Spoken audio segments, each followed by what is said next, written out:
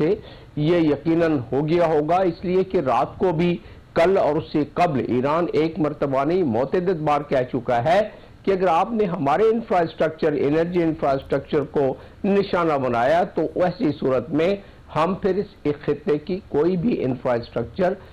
جو ہے اس کو سالم نہیں رہنے دیں گے۔ ہیڈ لائن ہے وہ اپنے کروشل فیز میں داخل ہو چکی ہے۔ سیز فائر کے حوالے سے جو ہم نے کل ایک فریم ورک کی خبریں سنی، اس کو ایران کی طرف سے انیشیلی مسترد کرنے کے بعد اپنے 10 پوائنٹس پیش کر چکا ہے، لیکن اگر ہم پاکستان میں موجود ایران کے سفیر رضا امیری کی ایکس پوسٹ کو دیکھیں تو یہ تھوڑا آپٹیمسٹک بھی ہے۔ انہوں نے نہ صرف اپنی پوسٹ میں پاکستان کی کوششوں کی تعریف کی،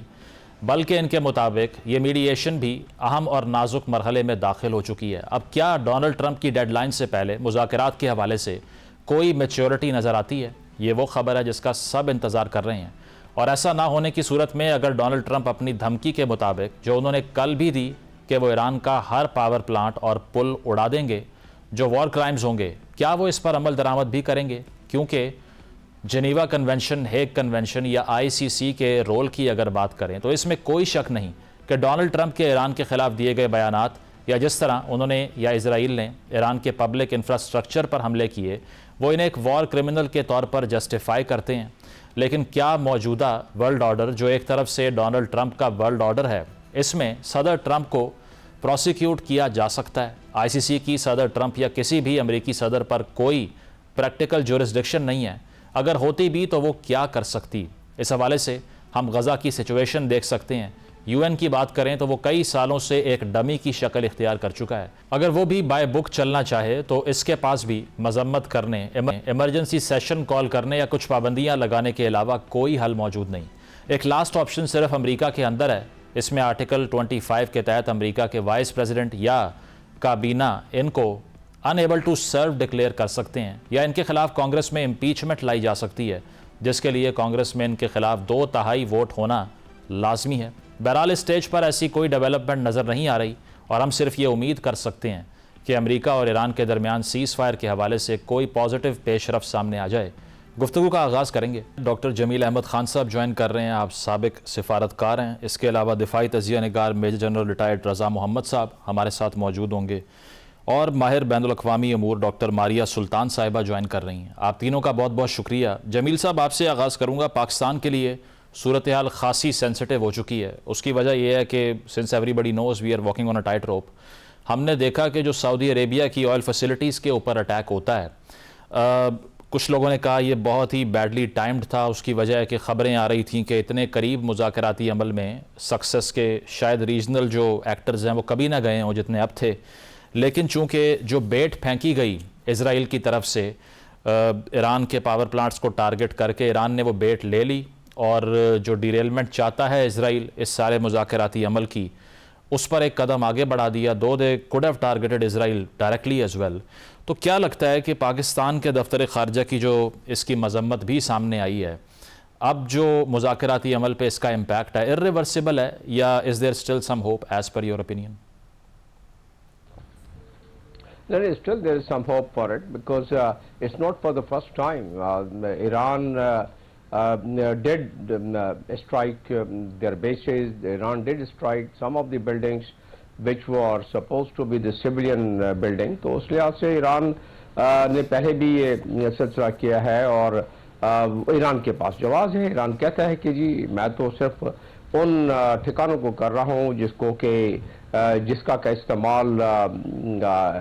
اس میں امریکنز کر رہے ہیں، یا ان کا امریکنز کا انٹرسٹ ہے اس میں۔ خیر پہلے تو اس بات کو کر لیتے ہیں کہ آج کا جو یہ عمل ہے ایران کا، وہ 2 وجوہات اس کی مجھے نظر آتی ہیں کہ ایسا کیوں ہے۔ پہلی وجہ تو آپ نے اپنے انٹرو میں بتا دیا، اور آپ نے بتا دیا کہ یہ اسرائیل یہی چاہتا تھا اور یہ ہو گیا، انہوں نے بیٹ پھینکی اور اس بیٹ پر آ گئے ایران۔ دوسری بات اس کی یہ بھی ہے، دوسرا اس کا رخ یہ بھی ہے کہ ایران میں اس وقت ٹوٹل ڈیسنٹرلائز کمانڈ ہے۔ ایران میں ہر پروونس، ہر ڈسٹرکٹ کی اپنی اپنی کمانڈ ہے، اور وہ اپنے فیصلے، یہ جب رہبر تھے علی خامنئی صاحب، انہوں نے اس چیز کو بھانپتے ہوئے، اس چیز کو جانتے ہوئے کہ امریکہ اور اسرائیل دونوں مل کے جب یہ حملے کریں گے تو ہو سکتا ہے کہ ان کی قیادت کے لیے مشکل ہو جائے کہ وہ اپنی سینٹرل قیادت سے پورے آپریشن کو دے دیں، اپنا اس کمانڈ اور کنٹرول اپنے پاس رکھیں، اس کے انہوں نے کر دیا تھا۔ تو یہ عین ممکن ہے کہ پاسداران کی یہ جو اس وقت قیادت ہے وہ پہلے سے زیادہ شدت والی قیادت ہے، پہلے سے زیادہ ان کے پاس بدلے کا ایک جذبہ ہے، اور وہ جائز بھی ہے کہ ظاہر ہے ان کی پہلی تہ، دوسری تہ، تیسری تہ قیادت کی ایران کی وہ فنا کر دی امریکہ اور اسرائیل نے مل کے، تو ان کے ذہن میں وہ خون بھی ہے، ان کے آنکھوں میں وہ خون بھی ہے، تو کسی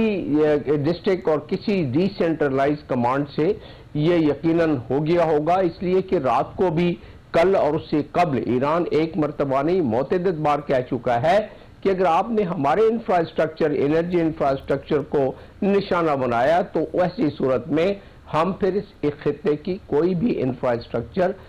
جو ہے اس کو سالم نہیں رہنے دیں گے۔ تو اب آ جاتے ہیں کہ اس کا جو آج کی ڈیڈ لائن ہے، اور یہ ایک آس اور ایک امید جو پاکستان نے یہ بیڑا اٹھایا تھا کہ کسی طریقے سے کچھ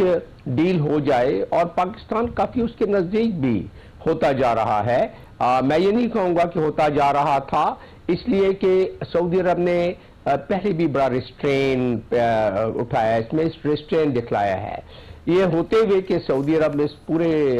گلف ممالک میں سب سے بڑا اور سب سے مضبوط ملک ہے، سب سے زیادہ اس کے پاس ہتھیار اور اوزار ہیں، اور اگر سعودی عرب یہ فیصلہ کر لیتا ہے کہ وہ بھی شامل ہو جائے اس جنگ میں اور وہ بھی حملے کرنا شروع کر دے، تو پورے کے پورے گلف ممالک اس کے ساتھ شامل ہو جاتے ہیں۔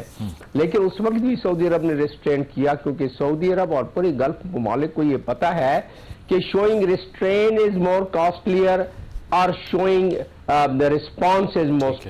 more costlier۔ تو سعودی عرب یہی سمجھتا رہا ہے کہ ریسٹرین شو کرنے میں کم اس کی کاسٹ ہے، اس کا نقصان کم ہے، اور ریسٹرین اگر نہ شو کیا جائے یعنی حملہ کیا جائے تو اس کی کاسٹ زیادہ ہے۔ میں سمجھتا ہوں کہ اس کو زیادہ فلیئر اپ نہیں ہونے دے گا، سعودی عرب اس معاملے میں بہت دانش مندی کے ساتھ آگے چلتا ہے، اور کیونکہ پاکستان بھی اس میں شامل ہے، ان کو پتا ہے کہ اسرائیل کی منشا یہی ہے۔ کوئی بات نہیں کہ آگے سے جا کے یہ کوئی خبر نکل آئے کہ جس طرح کویت میں اسرائیل نے ایک حملہ کر دیا تھا اور الزام لگا دیا تھا ایران پر، یا اس طرح جس طرح بحرین میں، کوئی بعید نہیں کہ شاید اس کا کوئی شاخسانہ اس سے بھی ملتا ہو، لیکن جو بھی صورتحال ہے یہ پتا ہے ہمیں کہ جس طرح آپ نے کہا کہ یہ بیٹ دیا گیا تھا، اس بیٹ میں بالکل، لیکن جو دیکھنا یہ ہے کہ سعودی عربیہ کتنی دیر تک اپنی جو نروز ہے وہ ہولڈ کر سکتا ہے۔ جہاں تک فالس فلیگ کا تعلق ہے تو جو سورسز ہیں وہ تو یہی کہتے ہیں کہ جو سگنیچرز ہیں وہ یہ بتاتے ہیں کہ میسائل جو ہیں وہ اور ڈرونز ہیں وہ سب ایران سے ہی آئے تھے، so it's not a false flag apparently. Raza sahab کیا سمجھتے ہیں، یہ جو جمیل صاحب نے بھی بات کی، یہ پہلے بھی بہت مرتبہ ہو چکی ہے کہ ڈی سینٹرلائز ہو چکی ہے IRGC، اور اب ٹاپ ٹیئر لیڈرشپ سے ان کی کمانڈ سے کوئی آرڈر نہ بھی جائے تو وہ